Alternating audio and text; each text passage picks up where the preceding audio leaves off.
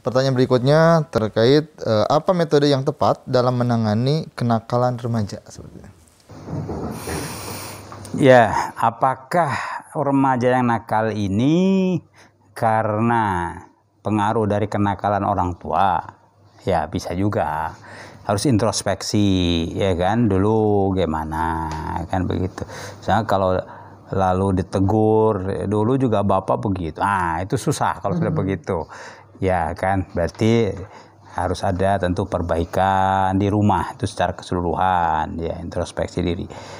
Tentu selain nasihat adalah qudwah, contoh, ya. Yang paling bagus contoh itu ditemukan di rumah, begitu kan.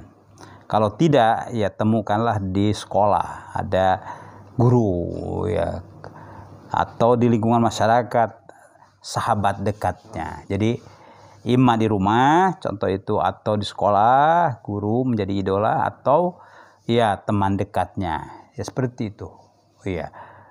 Sehingga diinventarisir ini, dorong anak supaya lebih sering ya datang bergaul, bercengkrama dengan tokoh-tokoh tadi di rumah, tentu dengan orang tua, ya di sekolah dengan guru yang lebih dia senangi, kan gitu ya, favorit ya. Lalu ya di lingkungan seperti itu ya. Nah, sebab kalau orang luar lain agak susah masuknya, kan, agak susah. Sebab setiap orang itu ya hati itu ya ada ya simpati tertentu gitu. Ya, tidak kepada semua orang. Ini menjadi alat untuk tentu bisa mengurangi lah ya kenakalannya itu, ya kan.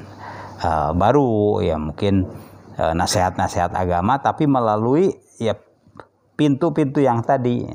Kalau nasihat umum ini kan seperti ya di video atau apa itu, ya mudah-mudahan sih tersentuh, tapi itu kan kayak lepas begitu saja kalau tidak ada rekomendasi dari tokoh-tokoh kunci tadi itu, ya, dari UAS atau siapapun, ya. Kalau direkomendasikan oleh tokoh kunci lebih bisa masuk gitu, ya.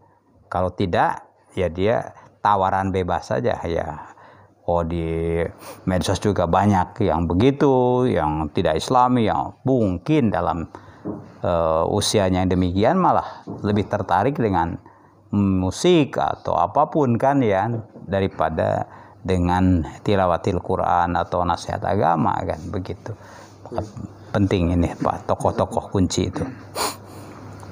Pertanyaan berikutnya, ya, apakah kita boleh ketika kita mendengar ada tokoh Syiah meninggal, apakah boleh untuk mendoakannya?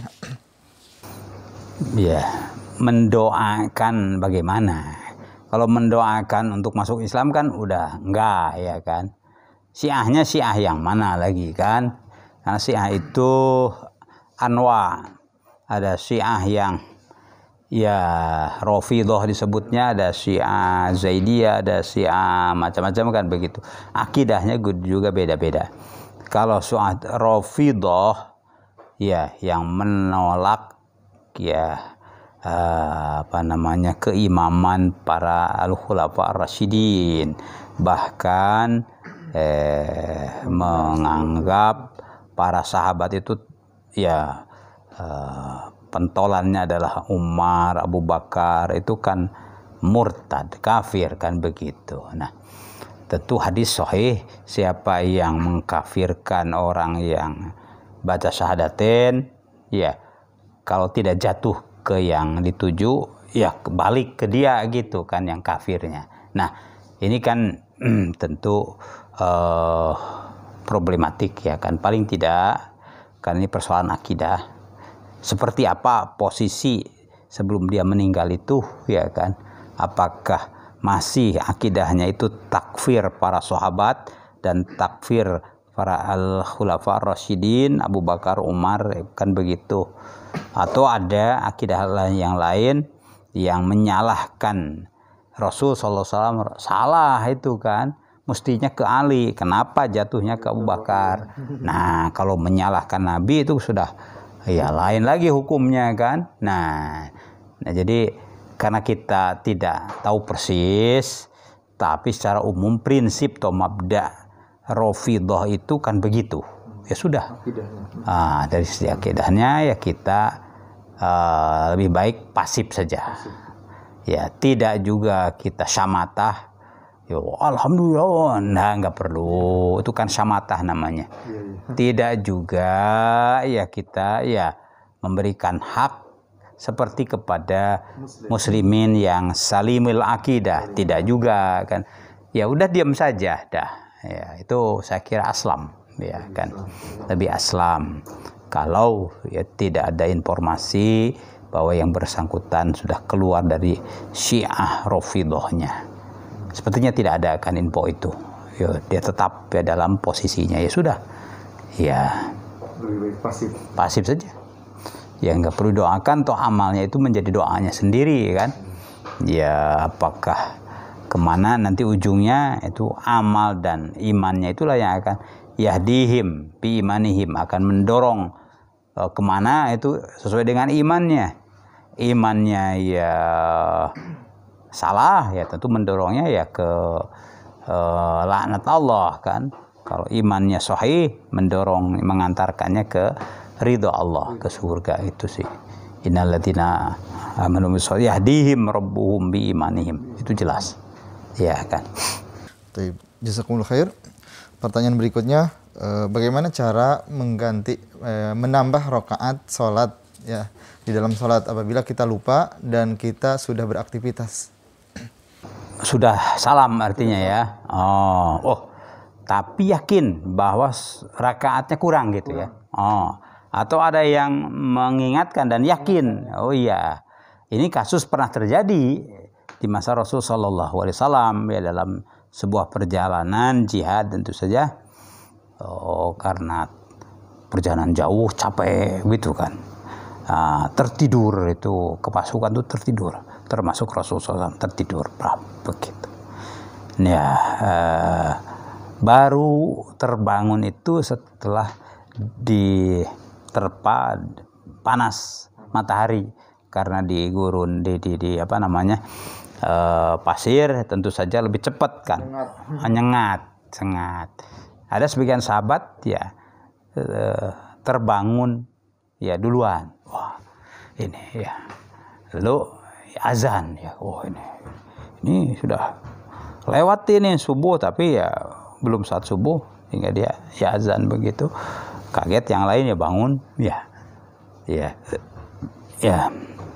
Setelah itu ya Rasul ngimami ya kan, ya bihikmah itu Rasul terlupa gitu dalam rakaat ya kan, terlupa ya, bukan dia lupa tapi memang lihikmah tasyri'nya. Nah itu kan ya, ngomong itu sahabat tadi, ya Rasulullah, apakah sholat kita ini dikosor begitu kan, atau ya Rasul lupa begitu, lupa atau dikosor kurang kan gitu ya. Beliau konfirmasi ke yang lain, ahakun ma yaqulu dzul yadaini kan begitu ya, benar tuh omongan dzul yadain, Utsman maksudnya, Utsman bin Affan, sahih ya Rasul, betul. Ini ya tidak dikosor ya, tidak lupa tapi kurang, betul ya, jadi betul. Ya udah Rasulullah menambah bangkit satu rakaat lagi, kemudian melengkapi. Tidak diulang sholatnya. Tidak diulang, dilengkapi, yaitu takbiratul ihram lagi, terus nyambung rukun yang tertinggal tadi, seperti itu ya kan. Masya Allah, jadi dalam Islam itu dimudahkan ya kan, nggak ribet begitu ya kan, dah selesai begitu, alhamdulillah. Dan sudah beraktivitas, sudah ngomong dan lain-lain kan ya, tentu aktivitas yang ya masih terbatas di lingkungan itu, belum kemana terlalu jauh kan ya itu maksud aktivitas itu ya, la yudiru, aktivitas yang tidak mengganggu. Kalau banyak kejadian seperti itu. Iya. Jazakumullah khair. Alhamdulillah pemirsa yang berbahagia, pertanyaan-pertanyaan terkait fikih keluarga dan ibadah telah dijawab oleh Syekhuna Syekh Surahman Hidayat. Untuk itu, sebelum mengakhiri acara kita tutup dengan doa. Ya, alhamdulillah para pemirsa rahimakumullah, yang mudah-mudahan dengan kajian kita ya kita menguatkan silaturahim ya, dan kita juga dengan majelis ilmu ini ya bisa mendekatkan diri kita kepada Allah Subhanahu wa taala dan meningkatkan kualitas ibadah kita, sebab dasar tentu kesahihan dan kebaikan, keihsanan ibadah itu adalah ilmu, lalu didukung dengan ikhlas. Jadi 2 I, ilmu dan ikhlas. Ya, ilmu dan ikhlas juga based on ya ilmu, al-fahmu, kepahaman. Ya, orang paham menjadi tahu, orang paham menjadi ikhlas ya. Nas'alullaha an nakuna minal mukhlisin bal nakun minal mukhlasin, amin ya rabbal alamin. Ya, Al-Fatihah. Bismillahirrahmanirrahim. Maliki yaumiddin. Iyyaka na'budu wa iyyaka nasta'in. Shiratal mustaqim. Shiratal ladzina an'amta 'alaihim ghairil maghdubi 'alaihim waladdallin. Amin. Allahumma sallimna wal muslimin wa afina wal muslimin waqfina wa iyyahum min jami'i syarri masaibid dunya waddin. Wa ahsin akibatana ya Allah fil umuri kulliha wa ajirna min khizyid dunya wa adzabil akhirah. Allahumma inna na'udzubika min jahdil bala wa darakis syaqa wa su'il qada wa syamatatil a'da. Allahumma inna na'udzubika min tahawuli ni'matik wa fujaati niqmatik wa jami'i sakhatik ya rabbal alamin. Rabbana ighfir lana wa liwalidina warhamhum kama rabbawna shighara. Rabbana atina fid dunya hasanah wa fil akhirati hasanah wa qina adzabannar. Wa sallallahu wasallam ala nabiyyina Muhammadin wa ala alihi wa sahbihi ajma'in walhamdulillahi rabbil alamin.